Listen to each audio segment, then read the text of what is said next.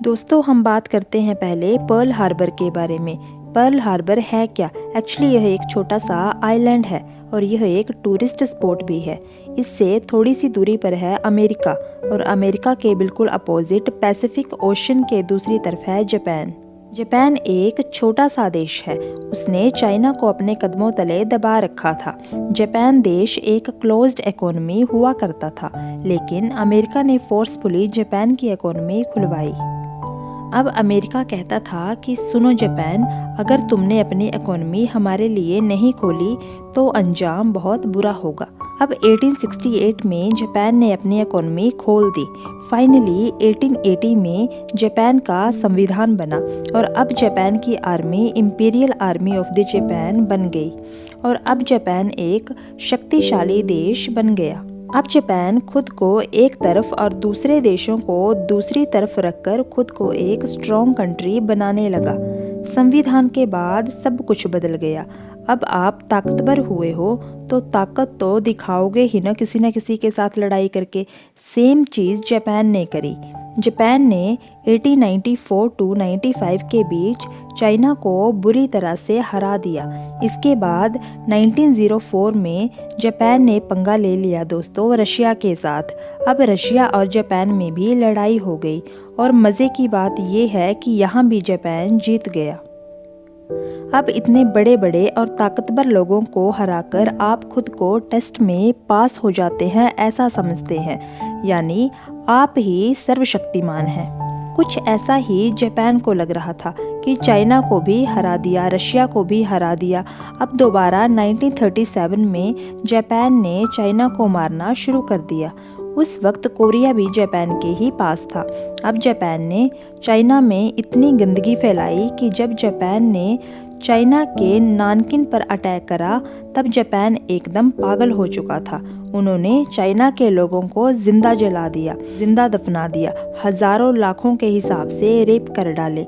मतलब क्रूरता की सारी हदें पार कर गया था जापान।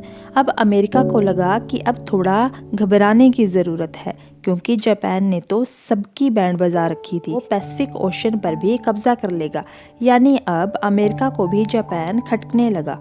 अब हमेशा की तरह उस वक्त भी अमेरिका ने जापान पर इकोनॉमिक सैंक्शंस लगा दिए। अब दूसरी तरफ हिटलर की अपनी ही लड़ाई चल रही थी। उसने 1939 में वॉर शुरू कर दिया था।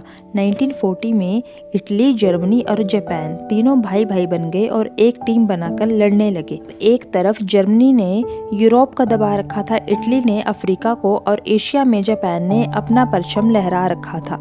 अब ये लोग अमेरिका को जैसे भूल ही गए थे कि अमेरिका नाम भी धरती पर एग्जिस्ट करता है। अब जापान ने तय किया कि अब वह इन छोटे मोटे देशों से नहीं बल्कि सीधा जाकर अमेरिका से भिड़ेंगे।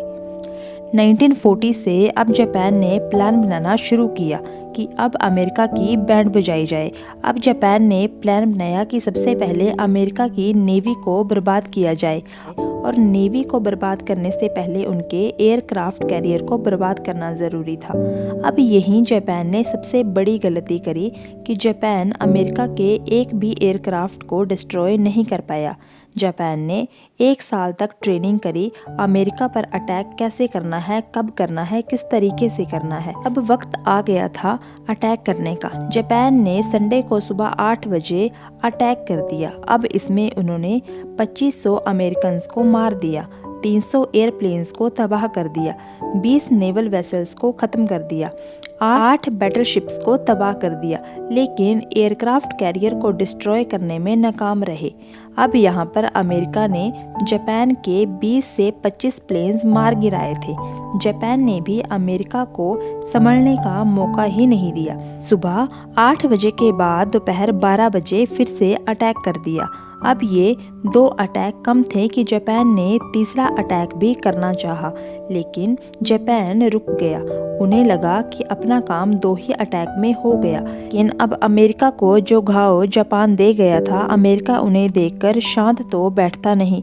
फाइनली अमेरिका ने जापान के नागासाकी और हिरोशिमा पर न्यूक्लियर बॉम्ब डाल दिए।